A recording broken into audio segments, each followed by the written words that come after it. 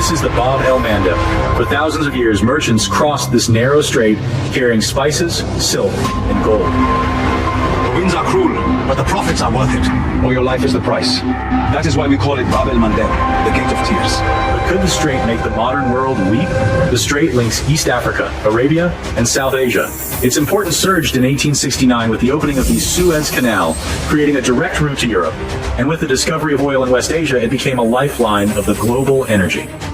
In 2024 alone, about 4.1 billion barrels of oil passed through it, 5% of global supply. If Bab el Mandeb and the Strait of Hormuz, the Horn of Africa. For decades, the geopolitical narrative here has been shaped by outside actors projecting power into a region they view merely as a strategic choke point. Today, we are focusing squarely on Egypt. Just yesterday, on May 16th, an Egyptian delegation finalized a memorandum of understanding with Eritrea for maritime transport cooperation in Asmara. On paper, these diplomatic handshakes are framed as regional cooperation to secure the Red Sea. In reality, traveled to Asmara this week and signed a sweeping strategic agreement with Eritrean President Isaias Afwerki. The deal covers ports, maritime security, railways, pharmaceuticals, trade, manufacturing, digital telecommunications, and, according to multiple diplomatic sources, confidential military cooperation that goes far beyond what was announced publicly. Egypt explicitly reaffirmed its absolute commitment to Eritrea's sovereignty and territorial integrity. And simultaneously, diplomatic sources report እዚ ትሰምዕዎ ዘለኹም ናይ ብሓቂ ንብልፅግና ከፀልል ደልዩ ዘሎ ዝምድና ኤርትራን ግብፅን እዩ ናይ ብሓቂ እየ ዝብለኩም ዘለኹ ከምዚ ዝተጋነነ ገለ ከይመስለኩም they really ከዓብድዮም ደልዮም ዘለዉ ንሽትለይ ካብቲ ዝበሃል ዘሎ ነገር ክበኩም እየ ብክልተ ሰለስተ መንገዲ ግን ዝያዳ እቲ ኩነታት ንዓታቶም ይኹን ንምሉእ ዓለም ኣቓልቦ ስዒቡ ዘሎ እታ ኣብ መጀመርያ ዝሃብክኹም እዩ እዚ ጌት ኦፍ ቲርስ ዝበሃል ወይ ከዓ ባብ ኤል መንደብ ዝበሃል እዛ ስእሊ እዚኣ ኣብ ዓለም ብዝያዳ ኣገዳስነት እናሃለዋ ትመፅእ ዘላ እያ እዛ ስእሊ እዚኣ ኣብ ብዙሕ ዲቤትስ ትመፅእ ዘላ እያ እዘን ሰለስተ መሕንቆታት ትሪእዎን ዘለዎም ወሽመጥ ሕርሙዝ ንቁጠባ ናይ ዓለም ነዳዲ 110 ከም ዝበፅሕ ገይርዎ ዘሎ ወሽመጥ ሕርሙዝ እዩ ሚሳይላት ወይ ከዓ ኒኩለራዊ ሓይሊ ናይ ኢራን ኣይኮነን ስለዚ ነቲ ቦታት ጥራይ ክትቋፀሮ ድማ ብዙሕ ባጀትን ብዙሕ ገንዘብን ከም ዘየድሊ ደጋጊሙ ንዓለምና የንፅረላ ኣሎ ስለዚ ኤርትራ ዘላቲ ቦታ ፈቲና ፀሊና ኣዝዩ ኣገዳሲ ቦታ እዩ እዚ ጉዳይ እዚ ድማ ብዙሓት ሃገራት ፀደፍደፍ ክብላ ንርላና ፀደፍደፍ ክብላ ንሰማዕ ኣለና ምናልባት ካብ ሓደ ዘይትፅበዮ ዘረባ ከስማዓኩም ክፍትነ ስምዕዎ እስከብዚ ከምዚ ዝኾን ዘሎ ካብ ልዓሊ ይከኣል እዩ ዋና ጉዳይ ግን ኣባና ዓብዪ ኢምፓክት ኣሎ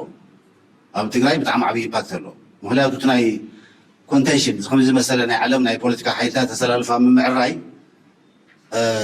ሽኩት ዝግበረሉ ሓደ ከባቢ እዚ ከባቢና ኮይኑ ኣሎ እዚ ናይ ቀይሕ ባሕርን ማእከላይ ምብራቕን ኮይኑ ኣሎ ኣብዚ ብግልፂ ዝረኣዩ ዕብየታት ኣለዉ እቶም ተፀሚሞም ሱቕ ኢሎም ካብ ላዕሊ ዝመፁ መምርሕና ተቐበሉ ዝኽእሉ ዝነበሩ ሃፋትም ናይ ማእከላይ ምብራቕ ዓድታት እዚ የለን በዛ መንገዲ እዚኣና ንኸይድ ኢሎም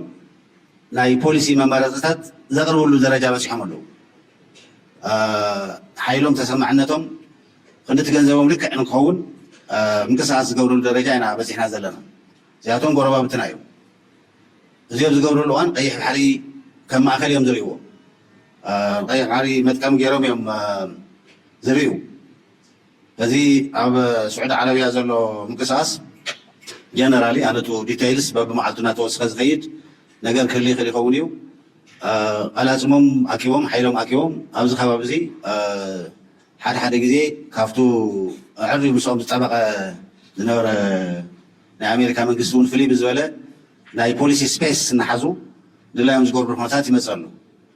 ኣብ መንጎ እዞም ማእከላይ ምብራቕ ዘሎ ዓበይቲ ናይ ገንዘብ ዓድታት ዘሎ ሽኩት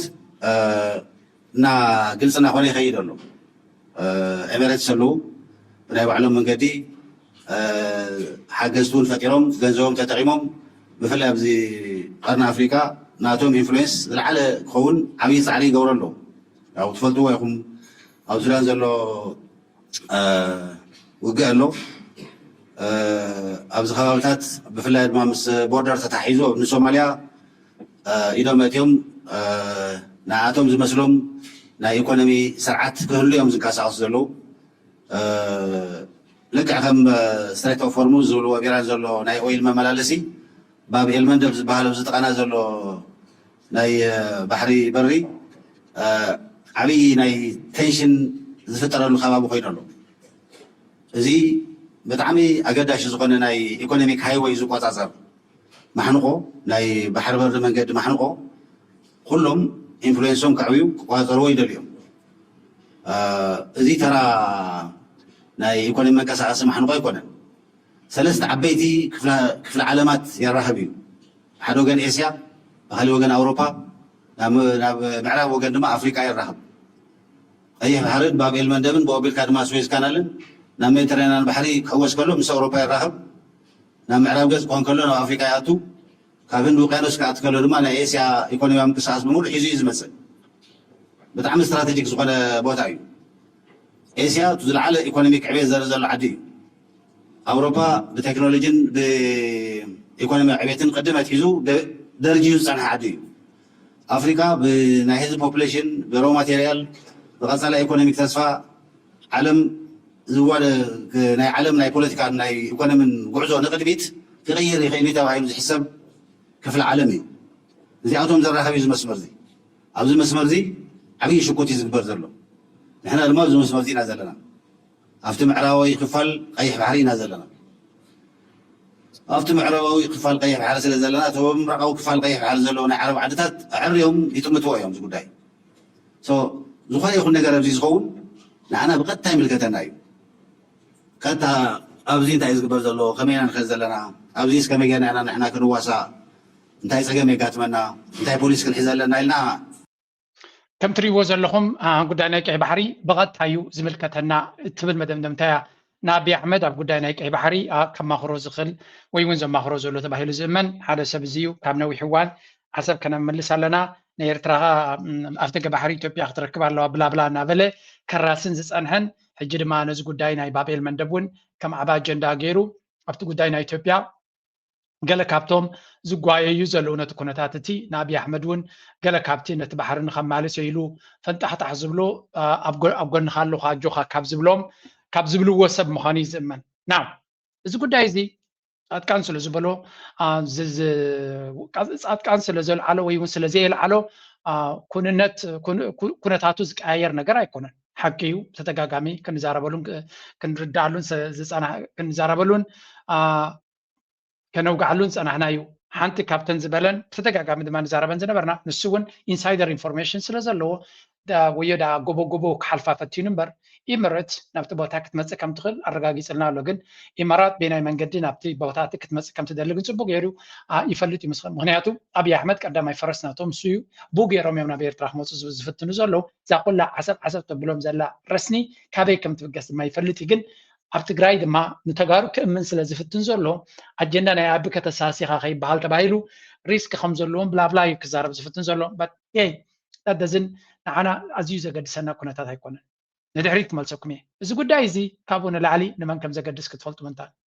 على الإعلام المصري وسيادتك العلاقات المصرية الأريترية في أوجع وقتها وفي زخم شديد بالتفاهم اللي بين سيادتك وبين الرئيس عبد الفتاح السيسي أسس التعاون القادمة شكلها إيه؟ والله مجالات متعددة وهذه علاقة استراتيجية تاريخية تحتاج إلى خلق آليات وأردية مناسبة لها والزيارة الأخيرة هي استمرارية لنفس المسيرة عشان نصل إلى المحطة المطلوبة من الشراكة الإريترية المصرية. يعني أهلا بك على بعفشا زي انترفيو زي بايرال اللي أخوينا زلا أبتفل عليه كابزرا أخو انترفيو ترانزليشنس كابزرا أخو عربنا تقسم أي كلمة هذا سنبلن نيروجن ولا بزحت قبساويان بعرب كم زجير كم لزخل بمخانو دما بدعميهم زكرمو وهنياتو بزعبه إيرترا بزح حفلت أي بلومن كم زريو زلوا خدمة بإيرترا بتعميهم تمسيتهم زلوا كلتهم نسخان عبد الفتاح السيسن نزز من النازي زيادة تدفول خمسة لو خميز نجر مزبلوا يا استراتيجية كوزم دنايو نززوا با رجعتن سلام النممزع بعبيو دما ناي أبزع جنبارات بقطبة بساتا بكالو كلون متأسسار استراتيجي كوزم دنا إيرتران جبتن كون كم زخنة زتنبس درباي تزاربو جنانا زيادة جبت أويان كم حجوني لكم نيري إيرترا مس جبتوس قبرو وزلو إيرترا كمزي حصر زبل حبريتان مرداتان يتبنى بجبصاويان ብዙ حبريتا يدوص. Let me show you one thing. كابت زبلوا زلوا because I really want to understand كم حجون انتخونه بزيادة بفلاي تناي تاو كنتات نقدف دحال بزعبا قطبا زبلوا زلوا ترايسمو. Certainly, Engineer Ahmed Elswedy. I believe the Elswedy Group has transformed from a major company in the fields of construction and infrastructure, Elswedy Cables being famous and all that, but I think you have turned into something like an embassy for Egypt abroad through your projects. You are saying, we are here. Egyptians are capable of building things like the Nairir Dam and other projects. What can the Elswedy Group do? An overview of what the Elswedy Group can offer this country. Well, as we said today, there's a very important point for us, which concerns the leader and the Egyptian president. That we must, of course, create employment. And to create employment, you need industry, and you need trade, and you need very many things.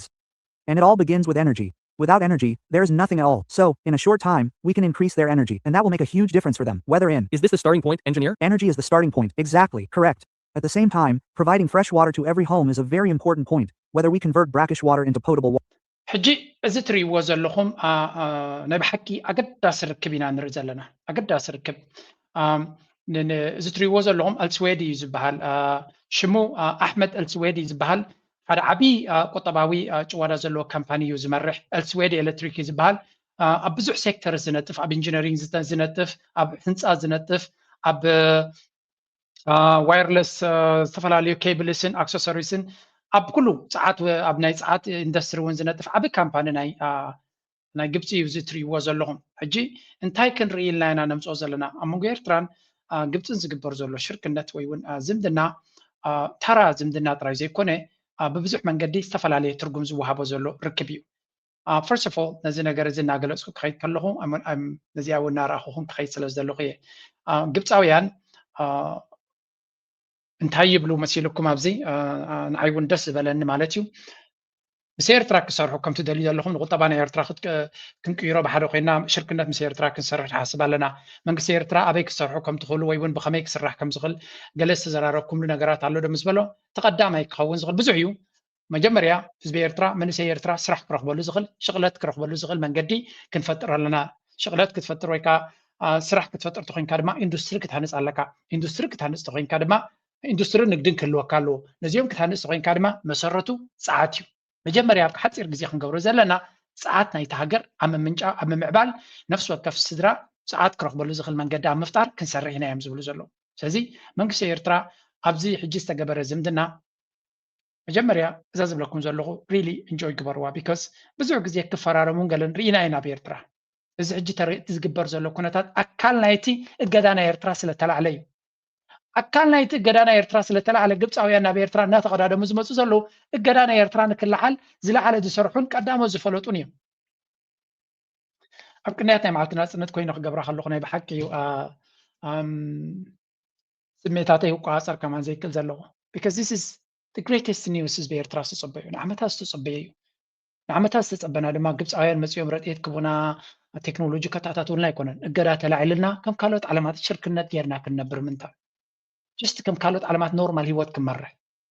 حلفاين دلنا تقومين دلنا دقفاين دلنا we just need a normal life زبيرترا normal هو سريحنا خنبر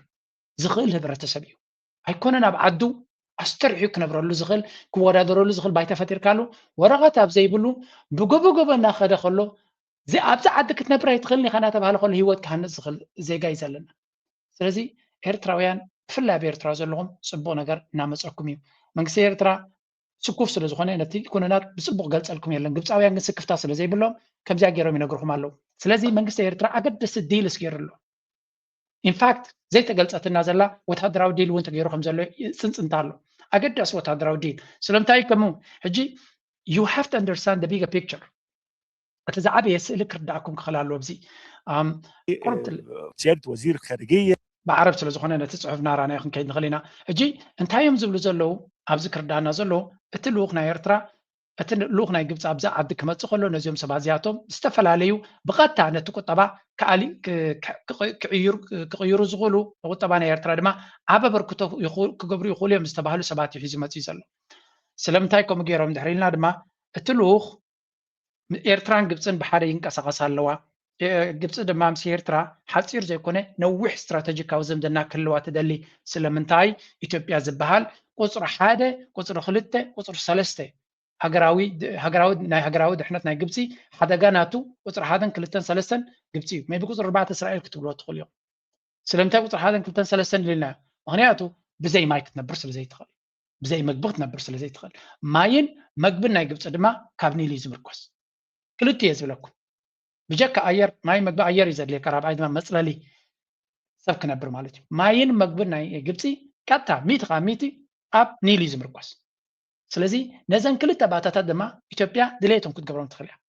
تقبرهم من الله كم يلوم يمزعم سلزي نيثيوبيا بزخونة يكون سيناريو زخونة يكون حيل حق زوا أبير ترامتيا حسب كتكو عصر ويون إيرترا تكو عصر نجبت أويان زفكر نجرا يكون ويون كحسب زخل نجرا يكون سلزي ኤርትራ ሓያል ሃገር ክትከውን ንዓም የገድሶም እዩ ሓያል ሃገር ንክትከውን ድማ ካልኦት ሃገራት ሓያላት ክገብሩ አይደልዩን እዮም ብስ ካልኦት ክሰርሕ ኣለዋ ግን ንሕና ኤርትራ ሓያል ንክትከውን ለቨሬጅ ክህልወና ኣለዎ እንታይ ማለት እዩ ኤርትራ ኩሉ ግዜ ንግብፂ ክደልያ ክትክል ኣለዋ ዝብል እምነት ኣሎ ክግምጥላ እታ ዘረባ ኤርትራ ብዘይ ግብፂ ክትነብር ትኽእል ዶ 100% ሚት ኻሚት ግብፂ ሃልያ ኤርትራ ኩሉ ግዜ ናብራ ቀደምና እዩ ግብፂ ግን ኤርትራ ካብ መጠን ንላዕሊ እያ ትደልያ ምክንያቱ ብዘይ ግብፂ ብዘይ ኤርትራ ንኢትዮጵያ ሓንቲ ክትገብራ ይትኽእል እያ ንኤርትራ ሒዛ ከላ ከማን ኢትዮጵያ ጋዶ እዩ ሕጂ እንታይ ማለት እዩ እዚ ንዛረበሉ ዘለና ንግብፃውያን ንኤርትራ ንክቕይሩ ኢሎም ጥራይ ኮኑ ዝገብርዎ ዘለዉ it is very very important for them እንድሕሪ ግብፂ ኣብ ኤርትራ ዝኾነ ተደጊራ ዝሕጂ ንብሎ ዘለና ተደጊራቶ ኢትዮጵያ ቦዝ ምድና እንተሃኒፅና ተወዲሎ ትገይም ናሕተቶም ስለዚ again ስትራቴጂካዊ ክብሎ ከሎ ፕሬዚደንት ኢሳያስ ነዚ ክገልፀን እዩ ግብፂ ንኤርትራ ስትራቴጂካዊ ዝምድና እዩ ዘለወን እዞም ጋዜጠኛታት ንኤርትራ ክገልፅዋ ከለዉ ንፕሬዚደንት ኢሳያስ ክገልፅዋ ከለዉ ሰሚዐ ብሓቂ ፈታዊት ኤርትራ ኣኽባሪት ግብፅን ፈታዊት ግብፅን እያ እዚ ሃገር እዚኣ ንዓና ድማ ብመሰረቱ ኣገዳሲት ሃገር እያ እዚኣ ምዝያ ድማ ዓሚቕ ሽርክነት ክህልወና ኣለዎ እናበሉ እዮም ዝዛረቡ ፕሬዚደንት ኢሳያስ ዓረብ ይዛረብን ይሰምዕን ምዃኑ ሚኒስትር ጉዳያት ወፃኢ ናይ ኤርትራ ዑስማን ሳልሕ ዓረብ ይዛረብን ይሰምዕን ምዃኑ ድማ ቢግ ፕላስ ተወሳኺ ናዕታቶም ብቐሊሉ ሓሳባቶም ክዛረቡሉን ክገልፅሉን ዝኽእሉ ኩነታት ስለ ዘለዎ ናው let's go back to ሽርክነት ዝግበር ዘሎ ዓበይቲ ኢንዱስትሪስ ናብ ኤርትራ ኣገደስቲ ክኾኑ ዝኽእሉ ነቲ ኣገዳሲ ክፋል ናይ ኤርትራ ድማ ኣብኡ ፅልዋ ክገብሩ እዮም ዘልዩ ዘለዉ እንታይ ይስኸ ፀዓት ኣዝዩ ኣገዳሲ እዩ ሶ ኤርትራ ንኣብነት ሙሉእ ብሙሉእ ኣባቶም ክትምብርከኽ ኣለዋ ይብል ኣለኹና ንሕና እንታይ ኢና ንደሊ ዘለና ብዓብዩ ተተካእ ፀዓት ኢና ንደሊ ዘለና ተተካእ ፀዓት ማለት ናይ ሶላር ኤነርጂ ኢና ንደሊ ዘለና ናይ ሶላር ኤነርጂ ድማ ንዓና እንታይ ይገብረልና እዩ ናፅነት ከም ንውጭ ክገብረና ክእል እዩ ማይቢ ክሕግዙና ክእሉ እዮም እንታይ ይብለው ነይሩ ሚኒስትር ጉዳያት ወፃኢ ንኣብነት ዓበይቲ ዲጋታት ኣብ ምስራሕ ገለመለ ንፋዓት ኢና ንሕና ምክንያቱ ካብ ኒል ስለንነብር ዲጋታትን ሓፅብታትን ምዕቡል ሕርሻ ምግባር ክእለትና እዩ ኣብ ኣፍሪቃ ቁፅሪ 1 ኢና ስለዚ ኣብዚ ጉዳይ እዚ ንስኻትኩም ከዓ ስለትሰርሑ ዘለኹም ኣብኡ ብቐረባ ክንሕግዘኩም ንኽእል ኢና እናበለት ሚኒስትር ጉዳያት ወፃኢ ይዛረብ ነይሩ ስለዚ ከም ኤርትራዊ ኣዝዩ ተስፋ ክበካ ዝኽእልን ኣገዳስን ዝምድና ይህነፅ ከም ዘሎ ክትርድኡ ጥራይ ዘላነ and this is fundamentally ንኤርትራ ኣዝዩ ኣገዳሲ እዩ እዚ ኣገደስቲ ትካላት በዓል ኤልስዌዲ ዝበሃሉ ከምኡውን ካልኦት ኣገደስቲ ካምፓኒታት መራሕቲ ናቶምን ሲኢኦታት ናቶምን ቦርድ ሜምበርስ ናቶምን እዮም መፂኦም ዘለዉ እቲ ሽርክነት ድማ ሳክት ዲፕሎማስያዊ ፖለቲካዊ ጥራይ ደይኮነ ቁጠባዊ እዩ ኣገን ገለ ናይ ኤርትራ ይለዓል ስለ ዘሎ እቶም ተቐላጢፎም ነቲ ጉዳይ ዝያዳ ዝሰርሕሉ ግብፂ ዝያዳ መጀመርያ ምስ ኤርትራ ምስራሕ ይጓዩ ከም ዘለዉ ኢና ንርኢ ዘለና እንደ ኤርትራ ድማ ናይ ብሓቂ ንግብፂ ተገድሶም እያ ንዓና ድማ ግብፂ ኣዝያ ተገድሰና እያ ብልፅግና ድማ እንታይ ተሪፎም ዘሎ ገመድ ገይሮም شقاء كبلو نشتي تريفاتهم الله زي كلا على ميز بلكم جمالنا كسولو نشتي تريفاتهم زلا and we are happy بزنا جرز خيزلو إحنا أزينا حقوساتن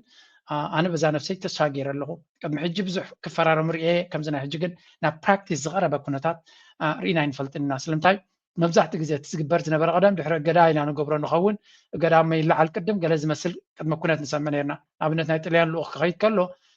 تقدر نكلعل تسفى كم زنا برام جليهم تجاربهم سوزي أبزو قداي زجن نتقدر نكلعل عبد هراسة سواتت هجر جبت يعني را لك كم زنا جبروز لنا كابزن لعل الإمام السعودية أبزو غربا كري تسفى لنا مهنياتو بريزنت سياسنا بسعودية خير خلون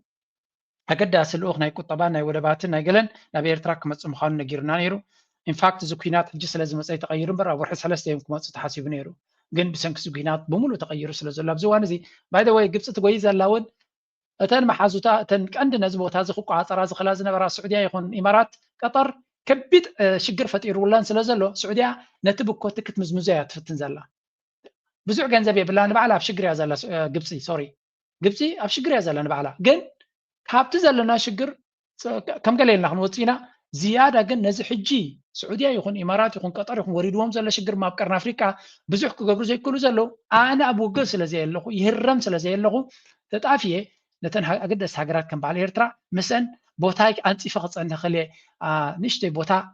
ቅድሚት ከይደ ክፀንሕ ክእለ ፅባሕ ንጎሳቶም መዓት ገንዘብ ስለ ዘለዎ መፂኦም ክቅድሙን ክልዮም ግን ኣነ ብግደይ ነቲ ዕድል ተጠቂመ ገለ ነገር ክገብር ክእለ ዝብል ሓሳብ ኢና ንርኢ ዘለና ስለዚ ኣብ ካልእ ግዜ ነቲ ኩነታት ብምሉእ ብዕምቆት ተንቲነልኩም ነይረ ግን ካብ መንግስቲ ደረጃ ሓሊፉ እቲ ኩነታት ናብ ትካላት ደረጃ ይመፅእ ምህላው ከም ሓደ ኣገዳሲ ነጥቢ ክንሪኦ ንኽእል እስከ ንእሽተይ ከም ብሬክ እቶም ብልፅግና ዝብልዎ ዘለዉ ንስማዕካ ዝብል ፕሮፓጋንዳ ብወገን ደገፍቲ ስርዓት ብልፅግና ኢትዮጵያውያን ኣብ ዝርግሕሉ ዘሎ እዋን ኤርትራን ግብፅን ዝተፈላለየ ስምምዓት ተፈራሪመን ኣለዋ ኤርትራን ግብፅን ብቐዳም 16 ጉንቦት ኣብ ኣስመራ ሕብራዊ መስመራት መራኸብ ንምምዕባል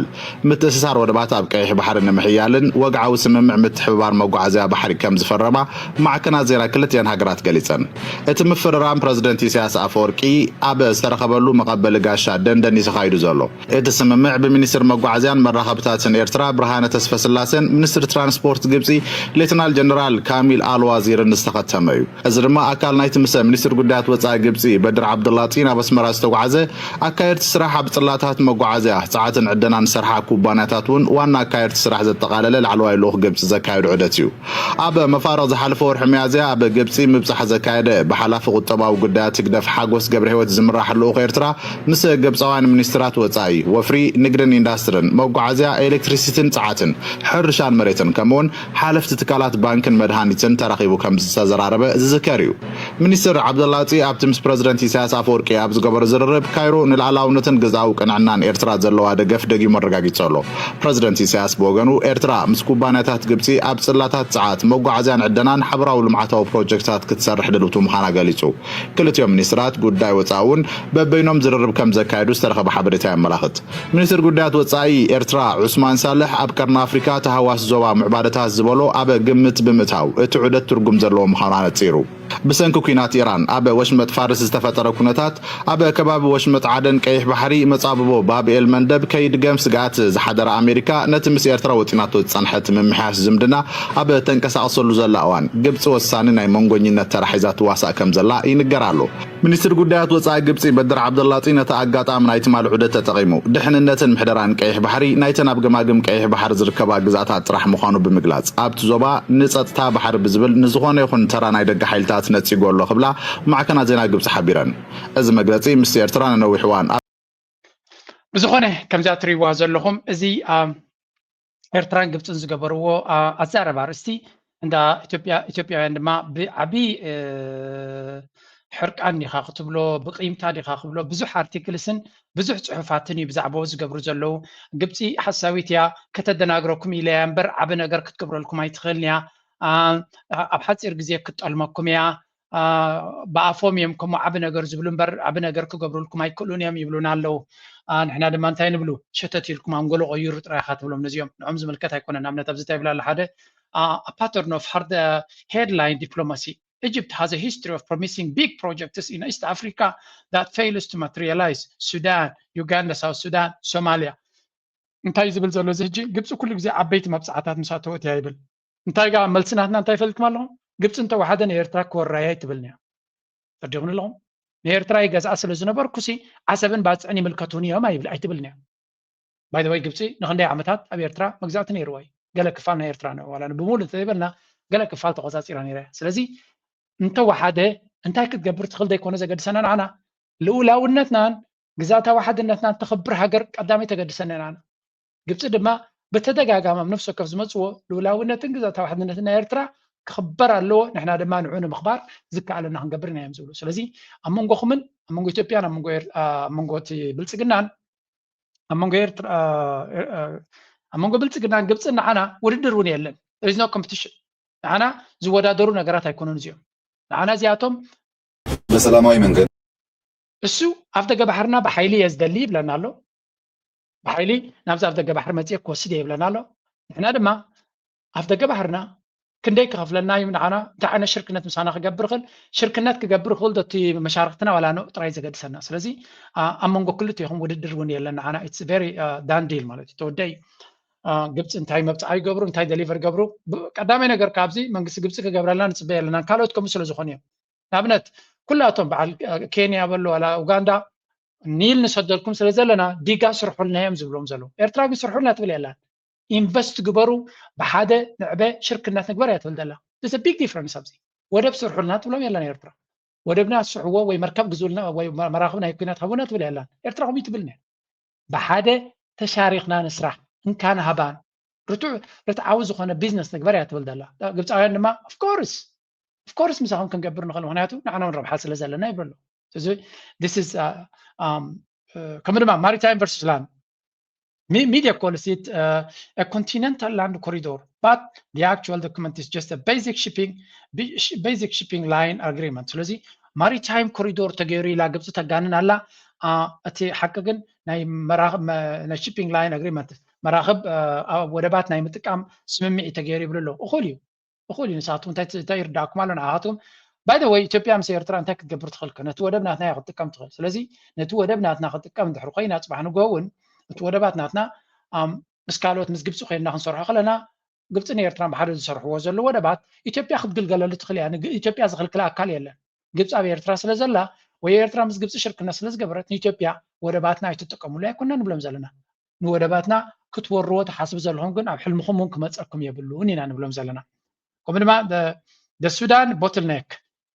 any land route must cross war torn Sudan it makes no sense to track goods through a conflict zone ከምኡ ድማ ናይ መሬት ዘሎ ርክብ ገለገለ ዝብልዎ ዘሎ ኤርትራን ግብጽን ብመሬት ክራኸቡ ግዴታ የብሎም ናብቲ ገባሕር ስለ ዘለዎ እቲ ላንድ ኮሪዶር ገለ ዝበሃል ዘሎ ንሱዳን ሓሊፍካ ስለ ዝኾነ ኣይከውኒ ብላብላ እዮም ዝብሉ ዘሎ ብልጽግና ተስፋ ምቑራፅ ዘለዎ እዩ ኖ ፋንዲንግ ኢጅፕት ቁጠባ ናይ ኢጅፕት ንባዕሉ ኣብ ሽግር ዘሎ እዩ ዝኾነ ዓብ ፕሮጀክት ፋንድ ንክገብሩ ዓቕሚ የብሎምን ስለዚ ኩሉ እቲ ዝብልዎ ዘለው ናብ ተሃዲድን ናብ ዘረባን ዘድሃበ እምበር ኣብ ተግባር ብዙሕ ነገር ክገብሩ ኣይክእሉን እዮም ዝብሉ ዘለው የኣይባስኻትኩም እዮም ክትገብሩ ትኽእሉ ከዓ ኢልና ንሰግሮም ንሕና ማለት እዩ ክትገብሩ ትኽእሉ ሰብ ፀጋታት ንስኻትኩም ስለ ዝኾንኩም ድሓን ንዓኻትኩም ከዓ ኣለኩም ንብል ኣለና እዚ ንሪኦ ዘለና ኩነታት እንታይ እዩ ንሕና ኤርትራዊ መንእሰይ እንታይ እዮም ዝብሉ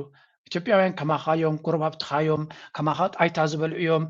ከማኻ ዙርያ ክዳን ዝኽደኑ እዮም ወይ ከዓ ገለመለ ክብሉካ ክእሉ እዮም የስ ጎረባብትና እዮም ኢትዮጵያውያን ጎረባብትና ስለ ዝኾኑ ድማ ከምቲ ንሕና ነቲ ናቶም ንብረት ገዚእና ንጥቀመሉ ወደባትና ገዚኦም ክጥቀሙሉ ኢና ንደል ዘለና ንግብፂ እውን ብጥርሑ ውሰድዎ እቲ ወደብና ንብሎም የለና ምሳና ብስምምዕ ኮፍ ኢልኩም ተረዳዲኩም ወደባትና ተጠቀሙ ኢና ንብሎም ዘለና ስለዚ where is the problem ኣብዚ ኤርትራ ልክዕ ብትኽክል መንገዲ ምሳና ይህን ተባሂልኩም ሰሪሕኩም ንበሩ ኢንላይን ኢትዮጵያ እኮ መን ተኸልኪልዋ ይኮም ንክትገብር ገበቱ ስለ ዝኾኑ ክሰርቁ ስለ ዝደልዩ ዘለዉ ኣብዮም እምበረይ ዝኽልከሎም ኣካል እኮ የለን ስለዚ ግብፂ ምስ ኤርትራ ትፈራረም ዘላ ምሳኻትኩም ክሰርሕ ክእለ ምሳኻትኩም ኮፍ ኢለ ክሰሪሐ ኣርቢሐ ክረብሐ ክእለ እያ ትብል ዘላ ተስዋይ ድማ ኤርትራ ሕራ ኢልዎም ዘሎ ከምኡ ክትገብሩ እንተኢልኩም መን ይዓብየኩም መን ከልዩኩም መን ቤልኩም ኣብዚኣ እዛ ስእሊ እትሪእዋ ዘለኹም ካብዚ ኩሉ ፅቡቅ ዝዛረበ ዘለኹ ሓንቲ ጌጋ ዝረኣኽዋ እዛ ጌጋ እዚኣ ጥራይ ነይራ ኣቶ ዑስማን ሳሌሕ በይኑ ክኸውን ኣይግብኦን እዩ ነይሩ ኣብዚ ንኒሱ ጉዳያት ወፃኢ ናይ ኤርትራ ኣቶ ዑስማን ሳሌሕ ብፍፁም በይኑ ክኸውን ኣይግብኦን እዩ ነይሩ ኣብዚ ሓደ መንእሰይ ሓደ ሰብ ክህሉ ነይሩ ወሳቶም ከምዚ ከቢቦሞ ከለዉ this is not something ኣነ ክሪኦ ዝደልስ ኣይነበረን ካልእ ሰብ እንተዝህሉ ኣብ ዙርዩ ደስ ምበለኒ ከምዚ ዓይነት ብፍላይ ኣብ ኤርትራ ኣብ ዝኸውን ነገር ኤርትራዊ ክህሉ ኤርትራውያን ክሳተፍሉ ደስ ምበለና ነይሩ ካብ ወፃኢ ሓንቲ ዘረባ ኣላ ኣብቲ ናይ ማእከላዊ ምብራቅ ሕውስ ከነብላ ምስ ናይ ጻድቃን ክብሎ ፀንሐ ምናልባት እዚኣ ኣገዳሲት ክትከውን ስለ ትኽእል the United Arab Emirates to take a far more direct role in the war. According to a report by The Telegraph, members of President Donald Trump's inner circle have encouraged the UAE to seize Iranian territory in the Gulf, including Lavan Island, a strategic energy hub off Iran's southern coast. The island is critical to Iran's offshore oil network, serving as a major processing and ኣብዚ እንታይ ዝብል ዜና ወፂኡ ለለንቀነ መስለኩም መንግስቲ ኣሜሪካ ሲ ንኢማራት ሲ ይደፋፍኣ ከም ዘሎ እንታይ ክትገብር ይደፋፍኣ ኣሎ ይብለው ነዚ ላቫን ኣይላንድ ዝበሃል ናይ ነዳዲ መመንጨዊ ኦፍሾር ኣብ ባሕሪ ኮይኑ መመንጨዊ ናይ ነዳዲ ወይ ከዓ ነዳዲ ዘውፅኡሉን ዝሸጡሉን ቦታ ከየትኩም ሓዝዎ ይብልዎም ኣሎ نزين تحريسكم هابتو خطا بتدخليكم سلازي نابز قصكم وتحضراو سقمتن موسى تدالوي بلوهم كم زلوي زنقر زلو سلازي إمارات حجون انتخونه نعب كوينات بمنقد أمريكا خيرا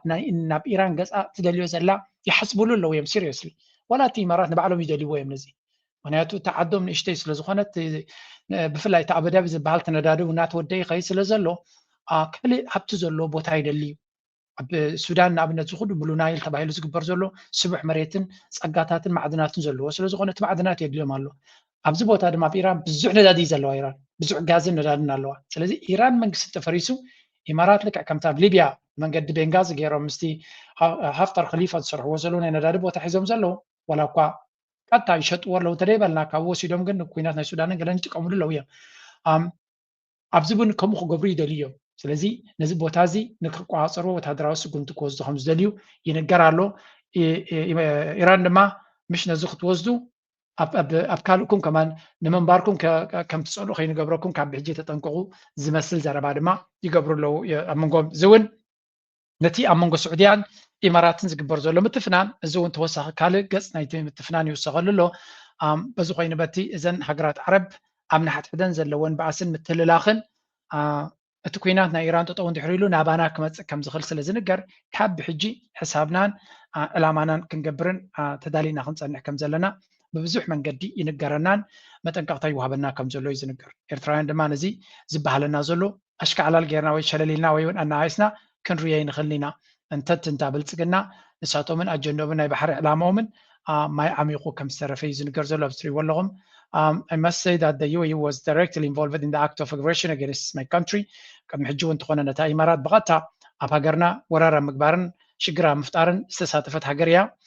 they even refused to condemn it. It also became clear that they participated in this لذي إيران إمارات أسيرات الله كم زلا يزنقر زلو تقول دايناتهم دما كما يقصل كم زغل نجزيهم قد فينا زون إماراتنا أبوك تطحنوا تبز نبرة إمارات أبدي زبالة شجرات يلا أنت تناي عصب حلمناتهم جن ويونا بقى بحرنا يمسح حلمناتهم جن كابناي قدم بزبرت أمن قدي دعايك وقول عزغل مبرك وقول لا يكلني سلزي نزي أرستات زي ناتنقنا كنريا كنكلالنا نغتل أبزي كال إكسبرتس نا إثيوبيا زبلو زلو نسمع የተለያዩ አካላት ሽምግልና መላኩን የሚገልጹ መረጃዎች ወጥተዋል። ይፋዊ መረጃዎች አይደሉም። ከሁለቱም ከላኪውም ከተቀባዩም ማረጋገጫ አልተገኘም። ማስተባበያም እስካሁን አልተሰጠም። ግን የመረጃ ምንጮች ይህንን የሚያሳዩ አንዳንድ ነገሮችን እያነሱ ይገኛሉ። ለኤርትራ መንግስት፣ ለህወሓትና ለፋኖ ኃይሎች የአብይ አህመድ አገዛዝ አብረን እንስራ፣ ወደ ሰላሙ እንምጣ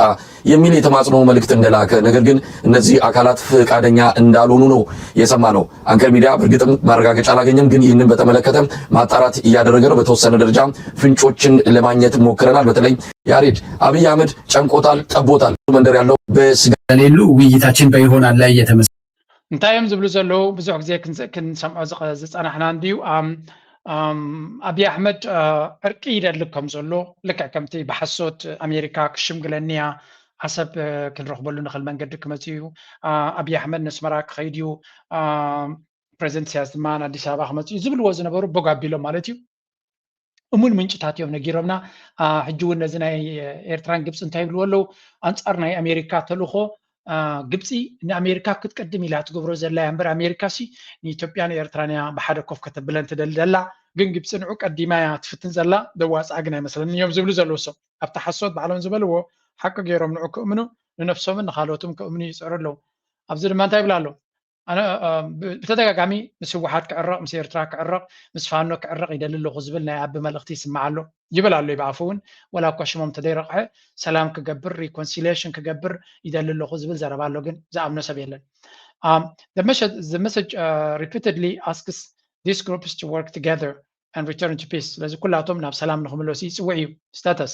unconfirmed ስለዚ ዘይተረጋገፀ ሓበሬታ ምዃኑ እዩ ዝነግር specific on ፋኖ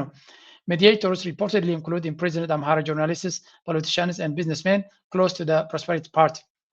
ናብ ብልፅግና ብዝቐርቡ ፖለቲከኛታት ጋዜጠኛታት ከምኡውን ካልኦት ሰብ ሃብቲ ገይሩ ነቲ ናይ ኣምሓራ ኩነታት ንምፍታሕ ብዙሕ ይፍትን ከም ዘሎን ኣብ ዝሓለፈ እውን ናይ ብልፅግና መራሒ ንባዕሉ ምስ ናይ ናይ ሪኮንሲሊየሽን ወይ ከና እርቂ ኮሚቴ ዝበሃል ንዖም ኣኪቡ ዘለኹም ተገበርኩም ንሕና ናትኩም ሓሳባት ክንድግፍ ክንፍትን ኢና ገለ እናበለ ይዛረብ ነይሩ ግን ዝኣምኖ ሰብ የለን ስለዚ እንታይ እዮም ዝብሉ ዘሎ ናራቲቭ critics argue Abiy uses mediation as a political tool ስለዚ ነቲ ሽምግልና ገለን መናውሒ ናይ ስልጣኑ እዩ ዝጥቀመሉ ዘሎ ከምኡ ድማ by offering peace first he creates a justification for the future military action if the group refuses ስለዚ ብሓፈሻ ድማ ነቲ ናይ ሰላም ፃውዒት ነቲ ቅፅል ኩናት ከም ቅድመ ኩነት ንክጥቀመሉ እዩ ከምዚ ሓሲበ ኢሉ ዘይከውን ነገራት ኣቕሪቡ እምቢ ኢሎም ንኢሉ ናብ ኩናት ንክገብር ዝጥቀመሉ ዘሎ እዩ international pressure and funding. The EU and the US have recently shown shifts in policy, including increasing funds. Example, 81 million euros from EU and lifting certain sanctions. هاجراتنا أوروبا أمريكان كحجزوا يفتنوهم زلوا يرلوا. الجدا قليهم جنزب يحجزوا قالوا الجدا يرلوا. These financial carrots likely came with strict conditions to stabilize the region and avoid new wars. That is what happens. الجاتات ويون جنزب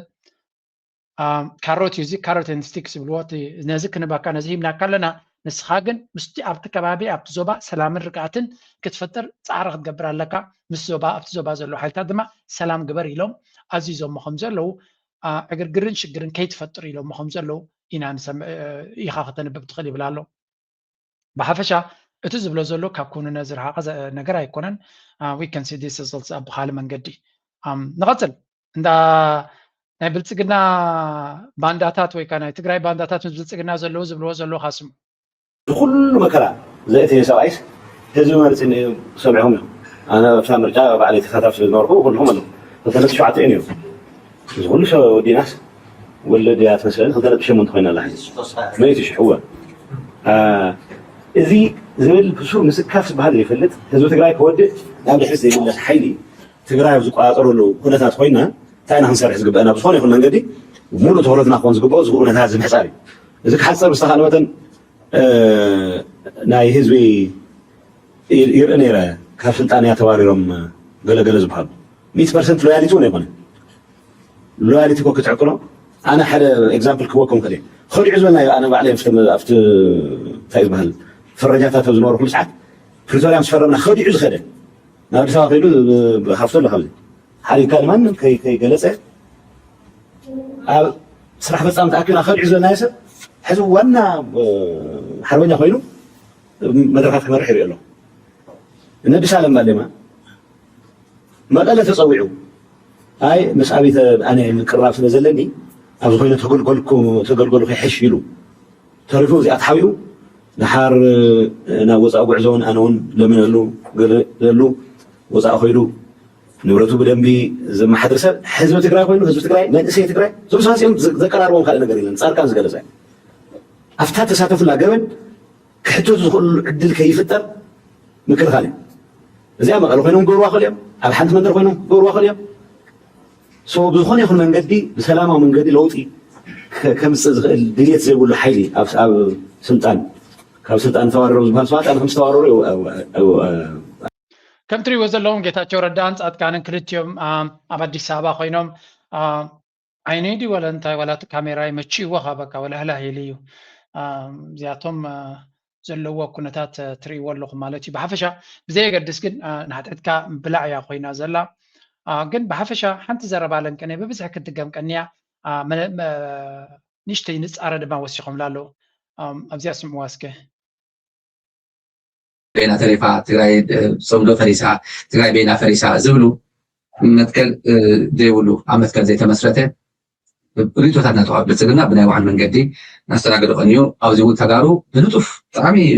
اكتيف لزنا زواف الوزنورو بروباغندا له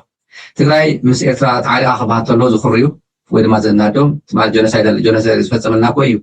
صلاينا كويو نايت مال زي تفتح لهم خنعز عين خيل زبلو حزب بلصقنا ግን ትማልት ሓባቢሮም ሻዕብያ ኮይኖም ምስ ብልጽግና ኮይኖም ትግራይ ዝበደሉ ክልቲኦም ኣካላት ግን ተዓኒቖም ክበሃል ተሎ ዝሕጓስ ዝጭድር ትግራዋይ ድማ ኣሎ ፀና ቀኒስና ኣለና ፈታዊ ፈጢርና ኣለና ተበልካዮ ዝሓዝን ክልቲኦም ድማ ተዓኒቖም ክበሃል ተሎ ዝሕጓስ ተጋሩ እቲ ናይ ኣዲስ ኣበባ ከም ዘሎ ኮይኑ ማለት እዩ ካብ ምንታይ እዩ ዝብገስ እዚ ንእሽተ ኤክስፕሌን ገርሎ ማለታት ዝኾነ ዝነበረ ነገራት ሪኻየት ክኸውን ካብ መሪት ሃበሉስቲ እዛ ዘረባ ፅቡቅ እያ ከም ትሪእዋ ዘለኹም ተጋሩ ምስ ኤርትራ ተታዕሪቆም ዝሓዝኑ ኤርትራን ኢትዮጵያን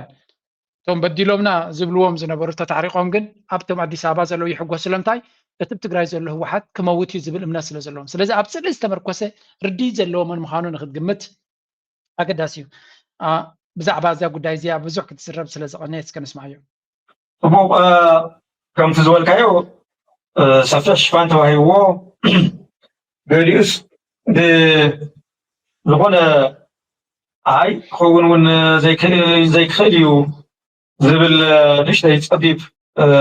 ንታይ ዝበሃል ዳብቲ ቤነፊት ንብሎ ዓይነት ነገር ዘይቐመጠ ዝድምድም ነገራት ኩሉ ተወዲኦም ገለ ዝብል ፅሑፋት እናረእኹ ነይረ ዋላ መደረታት እውን እናረእኹ ነይረ ሓቂ ድዩ ሓሶት ውፁእ ጌጋ እዩ ከምኡ ዝበለ የለን ድሓር ክመፀ እንታይ ዳ እዩ ካበይ ዝብገስ ዝብል ክንመውፀ ግን ቅድሚ ናብኡ ምእታውና ኣብ መንጎ ህዝቢ ትግራይን ህዝቢ ኤርትራን ዘሎ ርክብ ብመሰረቱ ካብ መጀመሪኡ ዘይኮነ ተረፍ ከትሕዝዎ ሞኪሮም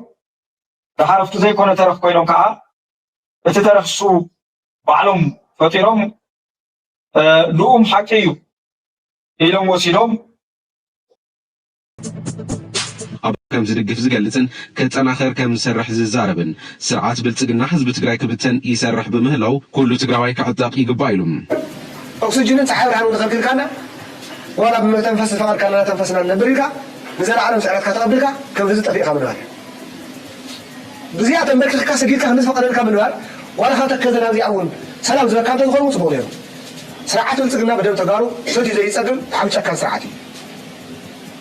ስለዚ መፍትሒታ ከምዘይ ይኽእለካ ፈሊጡ ይድኽብ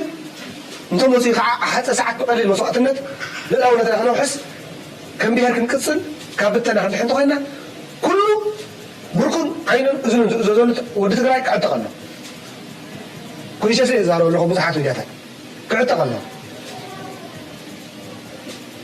ኩለን ሃገራት ተመክሮ ዘለኹም ገይረና ህዘሮ ሒሳብ እስራኤል 70 ዓመት እያ ገይራ ኣብ መላእ ኣውሮፓ ተወጢኖም ዝነበሩ እስራኤና ንምፅያ ዓቂቓ እያ ብቕልፅና እያ ትነብር ዘላ ንሕና ናብ ካሊእ ዓዲ ክንወርድ የለና ዝኾነ ስርዓት ብሓይሊ ክነፍርስ የለን ክንነብር ግን ኣይትኾንኩሉና ኢና ዘለና ርስቲ ወለድና መሬት ወለድና ንኸምኡና ኢና ጉመ ኮይና ኣበይ ከም ዘሎ ዘይፍለጥ ጉጉመ ምስ ቂማንት ኢሎም ምስ በቃ ዝገርም ዓይነት ዕብዳን እዩ ዘሎ ኣብ ትግራይ በቶም መራሕቲ ዝበሃሉ እዚ ድማ ገበንካ ንምክልኻል ባዕልኻ ንምድሓን እንተተኻይኑ ሓሲብካ ዝግበር ነገር እዩ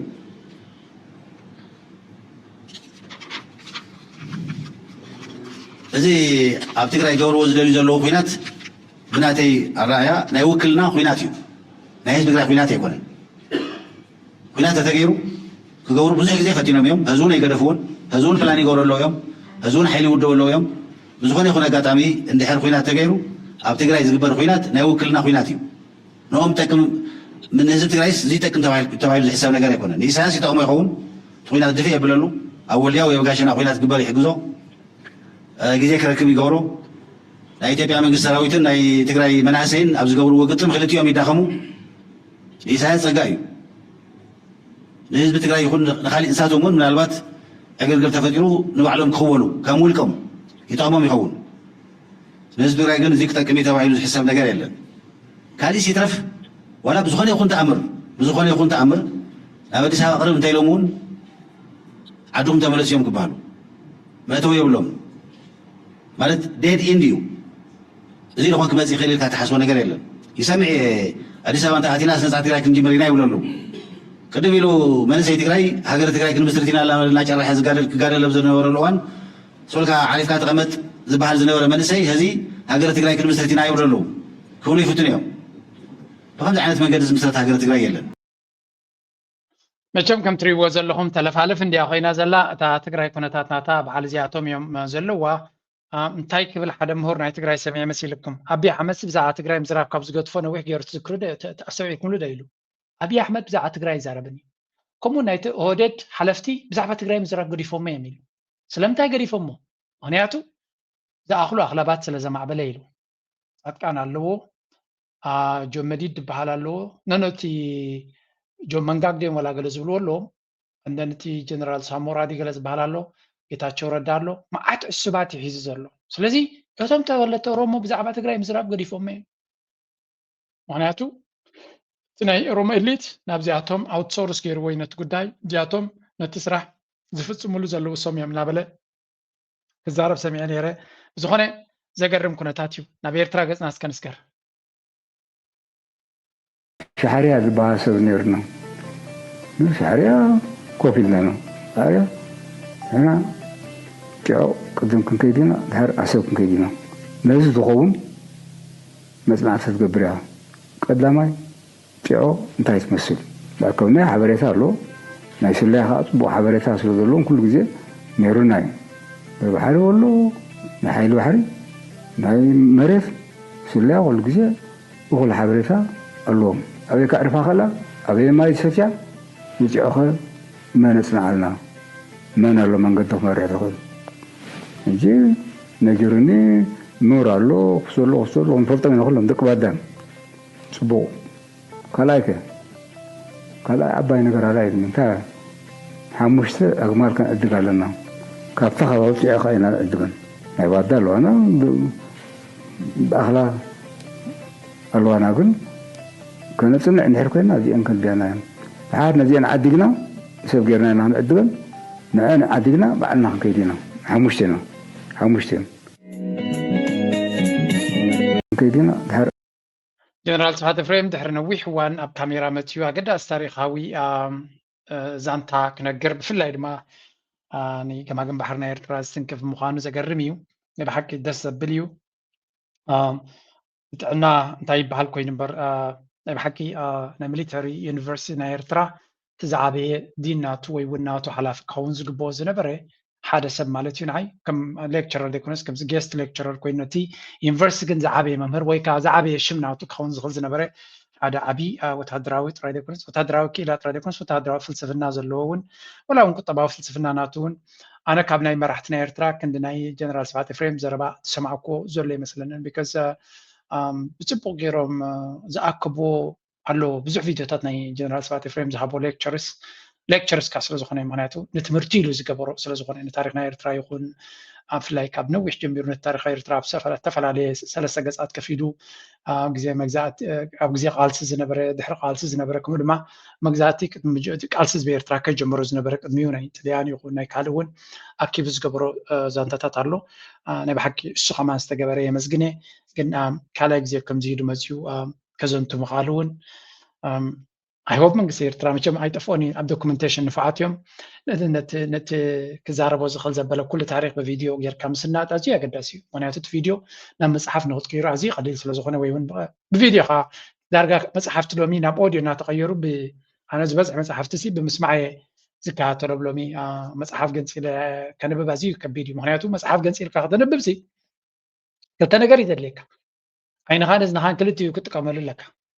مالتا ولا كل أكلات كاسي نتا مصحف خاطبة تا مصحف بأوديو غير كابز نها غير كنا ويخا وكنا جبر كاك سمع دما بحكي كلتا ثلاث سنة بحر خد قبل سنة تغل أنا بويا زمرت مصحف أب يوتيوب انتو قينو انترنت لكا بهمون يسميه أب أوديو بوكس قينو من الوقت نير تراونا وهم عبل ندلينا سلازي كل زي أنت تمليسكا جنرال كفور جنرال سبعة فريم تمليسو كمز فيديونات مرأينا مهاك نيرنا سنت مها كده يرترى تلعيلو نبكو طبعا نبكالنا من حسب له زلنا it's just beautiful بحكي دسبل كنبل دسبل كونتات قبل يدلي كان نغطي دسكي ابزاو ناقد اسيت نقر على اسكن اسمعيا يعني اسمعيا اسكي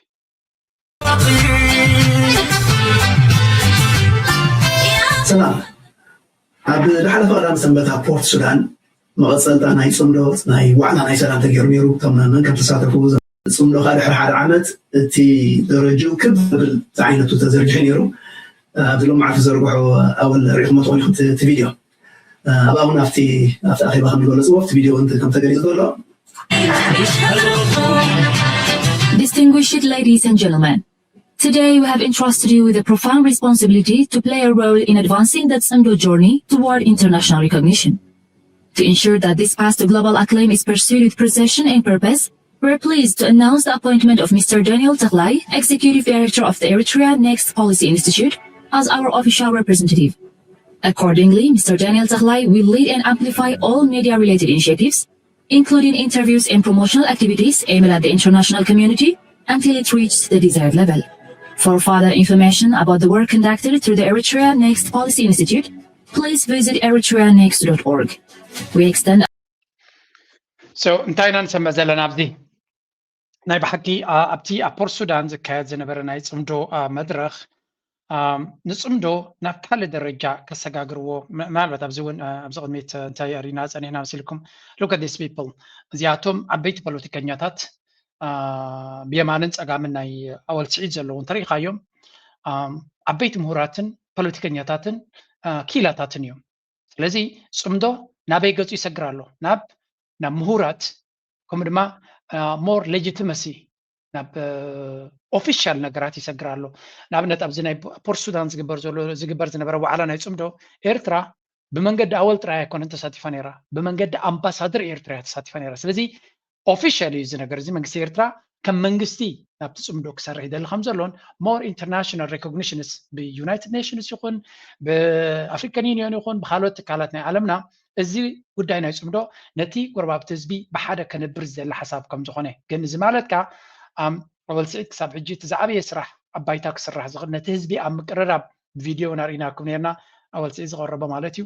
ስለተገበረ ሕጂ ናበይ ይሰግር ኣሎ እዩ ዝበሃል ዘሎ ናብ ምሁራት እዚ ፕሮፌሰር መሓመድ ሓሰን ከምኡውን ፖለቲከኛ አንዳርጋቸው ጽጌ ከምኡ ድማ ነቲ ናይ ኦኤልኤፍ ሓላፊ ነቶም ናይ ጋምቤላ እውን ሓላፊ ነዚ ኩሉ ኣብ ግምት ኢኻ ናብ ምሁራት ገፁ ይሰግር ስለ ዘሎ ኣቶ ዳንኤል ተክላይ ኣቡና ዳንኤል ተክላይ ኣብዚ ቻነል ድማ ብዙሕ ግዜ ዘምፃናዮ ነቲ ኩነታት ናይ ፅምዶ ኣብቲ ናይ ስኮላርስ ደረጃ ኣብቶም ናይ ምሁራት ደረጃ ክሰግር ተኮይኑ ዳንኤል ተክላይ ክመርሖ ምዃኑ እዩ ዝንገር ዘሎ ኣነ ድማ ከም ግለሰብ ክሪኦ ከለኹ ሓደ ካብቲ ደስ ዝበለኒ ዜና ክብሎ ይኽእል ደስ ዝበለኒ ስለምንታይ ኣወል ስዒድ ብዙሕ ነገር ገይሩ እዩ ብሕጂ እውን ክገብር እዩ እቲ ናይ ህዝብን ህዝቢ ምርኻብ ብዓብዩ ክሰርሓሉ እዩ ግን እቲ ነገር ብዙሓት ናይ ተጋሩ ኪላታት እውን ክብሎ ከለዉ ወላ እውን ኣብ ትግራይ ተሪኢኹም እንታይ ገይሮም መጀመርያ ክጅምር ከሎ ብርሃነ ልፍዓተ እዩ ጀሚሩ ተራሰብ እዩ ድሓር ግን በዓል መምህር ተኽሉ ናይ ዩኒቨርሲቲ መምሃራን እዮም ካልኦት ኩላቶም እውን ዓበይቲ ምሁራት ተባህሉ እውን ወላ እውን እቲ ፖለቲካዊ ኪላታትን ካልኦትን ብድሕሪ መጋረጃ ወላ ዓበይቲ ወታደራዊ መራሕቲ እውን ናብቲ ቅድሚት ናመፁ ነቲ ጉዳይቲ ወላ ጎበጎበ ይበል እምበር ክሕዝዎ ጀሚሮም ኣብ ሱዳን እንተኮይኑ ዓበይቲ ምሁራት እዮም ዝኽተልዎ ዘሎ ኣብ ናይ ኣምሓራ ፖለቲከኛታት ዓበይቲ ናይ ካልኦት እውን ዓበይቲ ተሳተፍቲ ስለ ዝመፅዎ ዘለዉ ካብ ወገን ኤርትራ እውን ሪሊ ኢንተሌክቹዋልስ ምሁራት ክሳተፍዎ እንድሕር ኢሎም እቲ ጉዳይ እናበሰለ እናዓመቐ ክኸይድ ይኽእል ኣብ ደገ ድማ ሰፊሕ ዝኾነ ፖቴንሻል ስለ ዘለዎ ነቲ መንግስቲ ኤርትራ ድማ ናብ ፖርት ሱዳን ወይ ናብ ካርቱም ዝገብሮ ዘለውን ስትራቴጂካሊ እዩ ኤርትራ ኣብ ኤርትራ ክትገብሮ ትኽእል ነይራ ያ ነዚ ካብ ሱዳን ንላዕሊ ውሕስነት ዝነበረ ኤርትራ ነይሩ ግን ኤርትራ ነቲ ጉዳይቲ ቀጥታ ኣብ ኤርትራ ክትገብሮ ዘይምምራፃ ፈትዮ ያነ ግን ነዚ ነገር እዚ ድማ ህዝቢ ንህዝቢ ብዕምቆት ንክሰርሕ ብፖሊሲ ደረጃ እውን ንክስራሓሉ ናብ ዳንኤል ብምስጋሩን ኣብ ከምኡ ዓይነት ብፍላይ ዳንኤል ኣብ ዝሓለፈ ኣብዛ ኤርትራ ኔክስት ትብል ፕሮጀክት ናቱ ብዙሓት ምሁራት እናኣከበ ኤርትራውያን ምሁራት ፔፐራቶም ክቅርብሉ ዝኽእሉ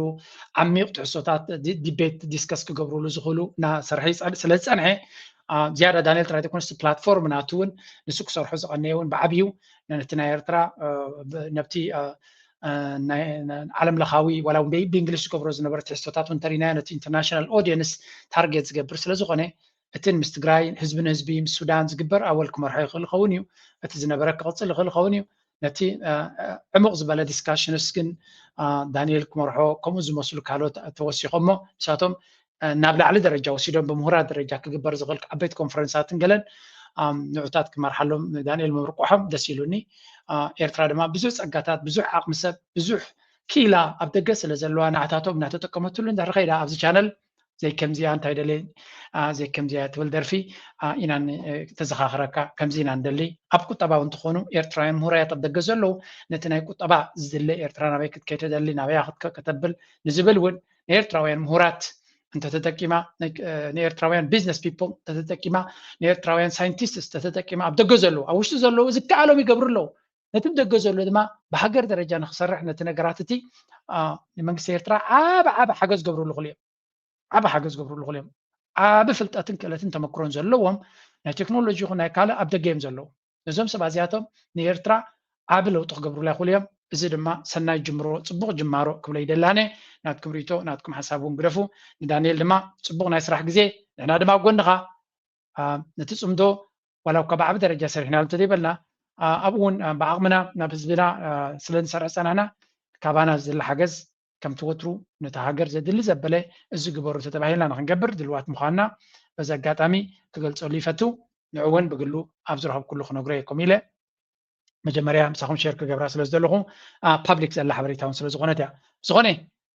ናይ ሎሚ ትሕዝቶ ኣብዚ ኩዴ ላይክ ምግባር ሼር ምግባር ርእቶኹምን ሓሳብኩም ግደፍ እናበልኩ ምዛጥዕምቲ ደርፊ ክገድፈኩም